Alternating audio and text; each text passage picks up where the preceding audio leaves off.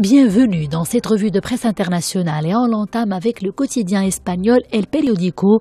Le journal nous apprend d'abord que le président séparatiste catalan destitué par Madrid ne se présentera pas ce jeudi devant la justice espagnole. Son avocat a expliqué en effet que le risque est grand qu'il soit arrêté car le Puigdemont est en effet appelé à comparaître devant la justice espagnole jeudi et demain vendredi ainsi que 13 de ses ministres et cela en vue de leur inculpation.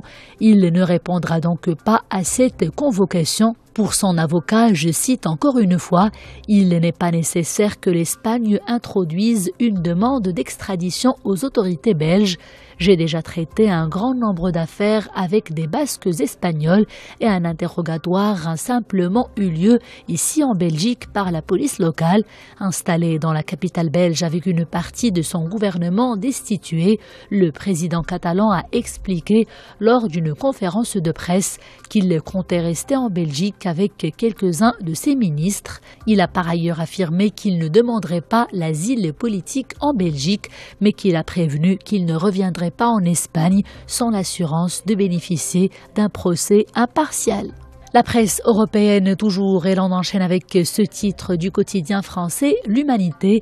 Je cite, « Rendez l'argent aux Grecs ». Depuis des années, le peuple grec est placé dans d'incommensurables souffrances pour rembourser une dette dont il n'est en rien responsable, écrit le journal. Pendant ce temps, la Banque centrale européenne et le Fonds monétaire international remplissent leurs caisses à partir des frais financiers qu'ils accumulent grâce à ces dettes. En effet, la Banque centrale vient de gagner plus d'1 milliard d'euros grâce aux intérêts des bons du trésor grec qu'elle détient et le FMI a amassé un pactole de plus de 2 milliards d'intérêts sur les prêts qu'il a concédés à Athènes. En 2013, ces deux établissements avaient pourtant accepté un système de redistribution afin que ces sommes soient reversées à l'État grec. Cela n'a jamais été appliqué. En 2015, le ministre allemand des Finances a fait rompre ce pacte avec de nombreux complices.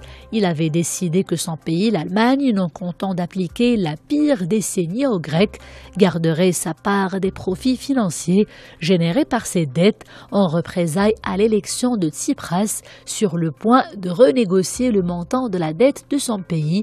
Les autres États européens dont la France ont malheureusement fait de même, souligne l'Humanité. Cela représente un manque à gagner de plus de 10 milliards au budget de la Grèce. Cela représente également les 2/3 des dépenses de santé de la Grèce, selon les statistiques de l'Eurostat, et cela dans un État qui demeure dans une situation de crise sanitaire.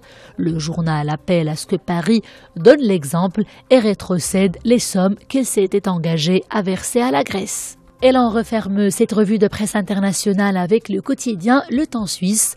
Gaza, 10 ans de tunnel.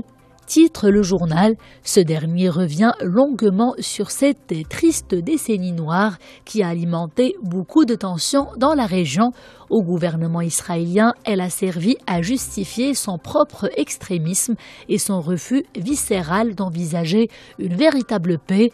À la communauté internationale, elle a servi à penser à autre chose, la conscience pas tout à fait tranquille.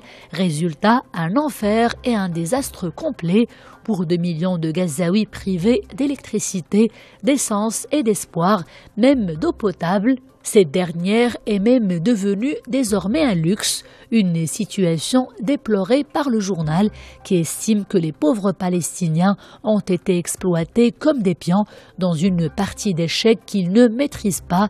Après 10 ans de lutte fratricide qui ont fait de Gaza un paysage dévasté et qui ont usé jusqu'à la moelle la légitimité de l'autorité palestinienne, il est temps pour eux de garder cette leçon à l'esprit. Bonne lecture.